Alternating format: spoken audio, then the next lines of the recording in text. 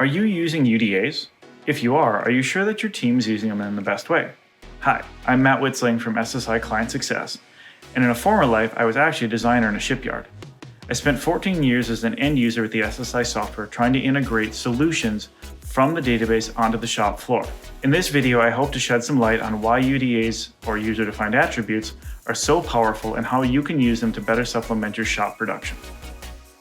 For those of you not familiar with UDAs, or user-defined attributes, they're a supplementary piece of information that can be applied to nearly any ShipConstructor drawing or entity to further enrich the data.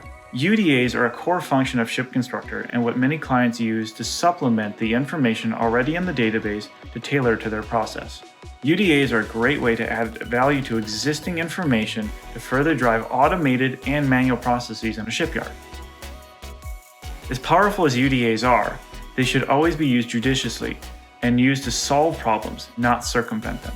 With the disclaimers out of the way, let's go look at my favorite uses for UDAs and why they're so powerful in helping to supplement information.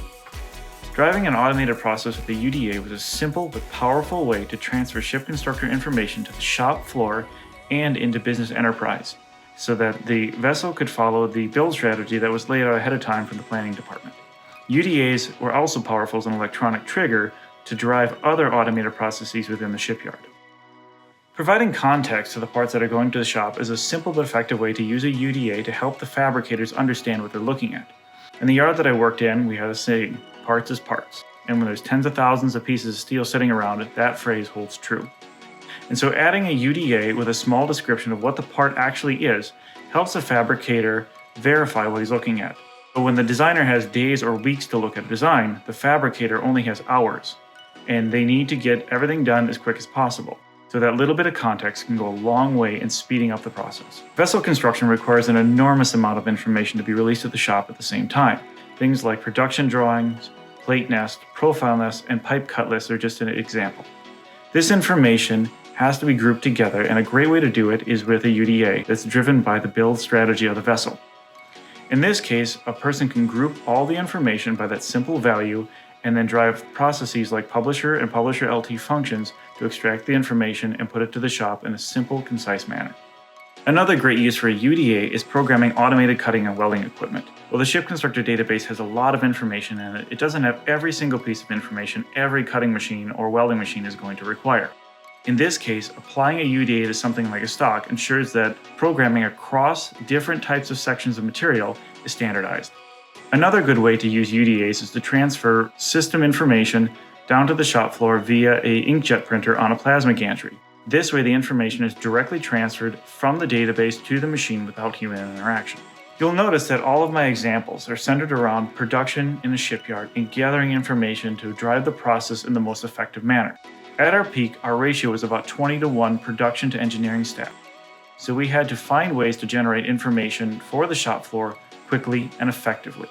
This became a lot easier with the advent of Publisher and Publisher LT, but it still required us to provide the correct information at the correct time. UDAs can provide a lot of benefit, but they can also add unnecessary process time and non-value added information to your model. In the years before BOM revisions, I applied a UDA to structural parts to try to check the changes throughout the modeling process. In the end, the process was laborious, inconsistently used, and added more time to the workflow than was necessary to track the changes by hand. This is a good example of how a good idea was implemented but poorly executed to try to make up for non-standard functionality. My final piece of advice with UDAs is make sure that your organization has a clear goal. UDAs should be used to solve problems, not circumvent them or try to make up for standard functionality. If you find standard functionality doesn't accomplish what you want to do, you need to stop and ask yourself, does the standard functionality provide the proper information that we need, and can my process be adapted to use it? It's easy to try to use a UDA to bend ShipConstructor to your will, but as we all know, when you bend something too much, it ends up breaking. Just remember, the software should always work for you, but it is very critical that you optimize your process and analyze what you're trying to do and what you're trying to accomplish before making any changes. I hope this video shed some light on the benefits and caution points of using UDAs and how powerful they are to extract information from the ShipConstructor model to further optimize your connected processes. As you go forward in your organization with UDAs, always remember that the overall process gain is what's important.